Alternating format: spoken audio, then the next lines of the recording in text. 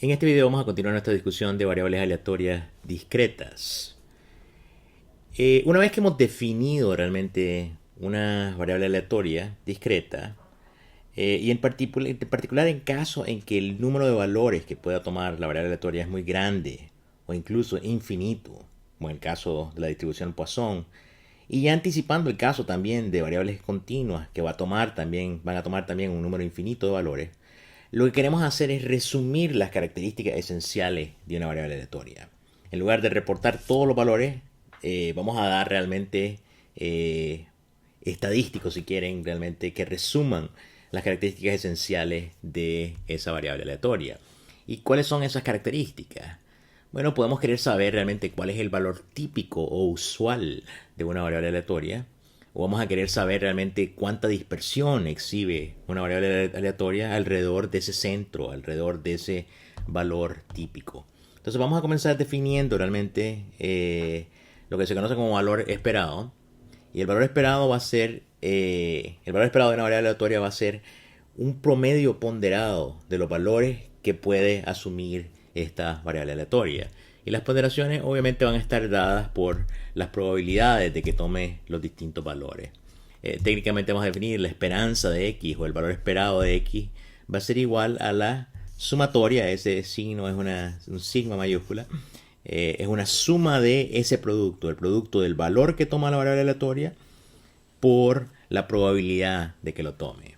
Así que si tenemos una tabla como esta, que fue el primer ejemplo de las ventas de una compañía, en que las ventas pueden tomar el valor de 3, 1,5 o 0.75 millones de dólares, con probabilidades de 25, 45 y 30, el valor esperado para esa variable es simplemente tomar los distintos valores, el 3, el 1,5 y el 0.75, y ponderarlos realmente con las probabilidades de ocurrencia de esos tres valores respectivamente, 0.25, 0.45 y 0.30. El valor esperado de las ventas para esa compañía es 1.65 millones de dólares. En el caso de los dados, realmente, en que habíamos asignado simplemente el número de puntos sobre la cara que cae arriba en el dado, también podemos definir el valor esperado de ese número de puntos de los dados, y va a ser simplemente una ponderación, un sexto, siempre, ¿verdad? La probabilidad es igual, un sexto por 1, un sexto por 2, y voy a ir sumándolas hasta obtener realmente un valor esperado de 3.5 realmente.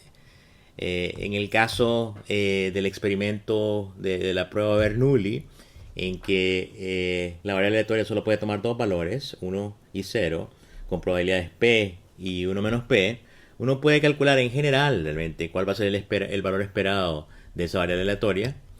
Recuerden, el valor esperado es la ponderación de esos dos valores, 1 y 0, con probabilidades P y probabilidad 1 menos P. Así que recuerden, cualquier número multiplicado por 0 es 0. Así que esa expresión va a ser sumamente compacta. El valor esperado de una variable aleatoria Bernoulli es simplemente la probabilidad de éxito de ese proceso. En el caso de una variable distribuida Poisson, por ejemplo, recuerdan que tenemos un número infinito de valores que puede tomar 0, 1, 2, 3, 4, x, de hecho hasta más infinito, con esas probabilidades definidas por la fórmula de la distribución Poisson. Podemos realmente calcular el valor esperado, y aquí simplemente voy a darles realmente el resultado sin probarlo. El valor esperado de nuevo va a ser probabilidad por valor, más probabilidad por valor, más probabilidad por valor. Pero recuerden que en este caso tenemos un número infinito de valores y un número infinito de probabilidades. Resulta que una de las cosas convenientes sobre la distribución Poisson es que el valor esperado realmente de ella es igual a ese parámetro lambda que la define. Así que en general, recuerden, la probabilidad de que tome un valor en particular está dado por esa fórmula, e elevado a la lambda por lambda elevado a la x dividido entre x factorial. Bueno, todo ese enredo realmente, a la hora de que yo tome el valor esperado, simplemente se reduce a lambda. Entonces, si yo estaba hablando, por ejemplo, que el número de hijos de una pareja está caracterizado por una distribución Poisson con parámetro lambda igual a 3, bueno, una de las cosas convenientes de escribirlo de esa manera es que inmediatamente yo sé que el número promedio de hijos para una pareja en esa ciudad o en ese país, va a ser 3. ¿Qué más podemos decir sobre una variable aleatoria? Podemos hablar del centro, ese es el valor esperado, pero también queremos hablar sobre la dispersión alrededor de ese centro. Entonces, valor esperado habla de centro. ¿Cómo resumimos dispersión? ¿Cómo resumimos variabilidad alrededor del centro? Lo vamos a hacer con el concepto de varianza. Así que definámoslo técnicamente inicialmente y después tratemos de hacer sentido realmente de ese concepto. Entonces, varianza técnicamente está dado por el valor esperado de las desviaciones alrededor del valor esperado de x elevadas al cuadrado. Déjenme enseñarles la fórmula. La varianza de x, necesito saber el valor esperado de x. Necesito saber el centro de la distribución antes de poder hablar de variabilidad alrededor de ese centro. Entonces la varianza de x va a ser igual a otro valor esperado. ¿Pero de qué? De las desviaciones realmente de x alrededor de su media elevadas al cuadrado. El truco de elevar al cuadrado es para evitar que se nos cancelen realmente desviaciones positivas con desviaciones negativas. Entonces déjenme mostrarles realmente cómo se interpreta realmente la varianza de una variable aleatoria. La varianza nos informa qué tan concentrada o dispersa es la distribución de una variable aleatoria alrededor de su centro. Entonces valores pequeños indican que la variable aleatoria está bien concentrada alrededor del centro, alrededor del valor esperado. Valores grandes nos indican todo lo contrario. De hecho, ¿cuál es lo más pequeño que podría ser la varianza? La varianza siempre es un número positivo, siempre es un número no negativo. Lo más pequeño que podría ser es 0. ¿Y qué significaría realmente que la varianza de una variable aleatoria es igual a 0? Paren el video si quieren un segundito y piensen realmente. ¿Qué significa que la varianza de una variable aleatoria sea igual a 0? Bueno, significa que no hay variabilidad. Aquí tengo una variable aleatoria que tiene un valor esperado de 5 y la varianza es 0. ¿Qué significa? Que siempre toma el valor de 5. No hay variabilidad alrededor de ese centro. Al final de este slide tienen realmente la fórmula para cómo calcular la varianza en casos en que yo les dé la tabla realmente de valores. Entonces lo que voy a hacer es, voy a sumar un producto, el producto de las desviaciones alrededor de la media al cuadrado por la probabilidad de que ocurra ese valor de x. Veamos en este caso. En este caso tenemos 3 valores, 3, 1,5 y 0.75 con esas probabilidades de 25, 45 y 30. Entonces, ¿qué necesito para calcular la varianza? Primero necesito las desviaciones alrededor de la media. Entonces la media era, pueden echarse para atrás en los slides o en el video, la media era 1,65 o el valor esperado. Cuando hablo de media hablo de valor esperado también. El valor esperado de este proceso era 1,65, así que se lo voy a restar a cada uno de esos 3 valores que puede tomar la variable aleatoria y obtengo 3 menos 1,65 es 1,35, 1,5 menos 1,65 es menos 0.15, 0.75 menos 1,65 es menos 1,10. Entonces, ¿qué más necesito? Ahora necesito elevar al cuadrado esas desviaciones. Entonces, 1,35 elevado al cuadrado, 0.15 elevado al cuadrado, menos 1,10 elevado al cuadrado. Y el paso final en el cálculo de la varianza es tomar esas desviaciones alrededor de la media al cuadrado y de nuevo ponderarlas por las probabilidades de que ocurran los distintos valores de x. Entonces voy a tener 0.25 por 1,35 al cuadrado más 0.45 por menos 0.15 elevado al cuadrado.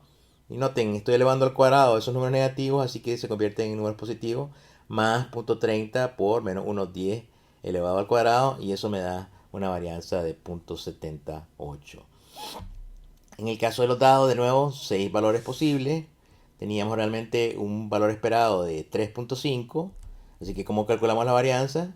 Vamos a ponderar la desviación alrededor de ese 3.5 elevado al cuadrado para cada uno de esos 6 valores posibles. Y nota que la varianza en el caso del dado es igual a 2.9160.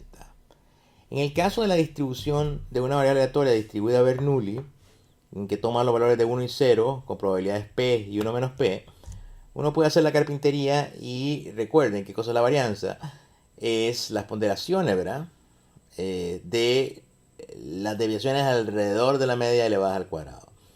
Entonces, puede tomar el valor de 1, le resto su media. Recuerden, el valor esperado de una variable aleatoria Bernoulli es igual a P. Así que tomo 1, le resto el valor esperado de P, cierro paréntesis, elevo al cuadrado y lo pondero por la probabilidad de P más 1 menos P por 0 menos valor esperado P elevado al cuadrado. Y todo eso realmente pueden hacer el álgebra si quieren.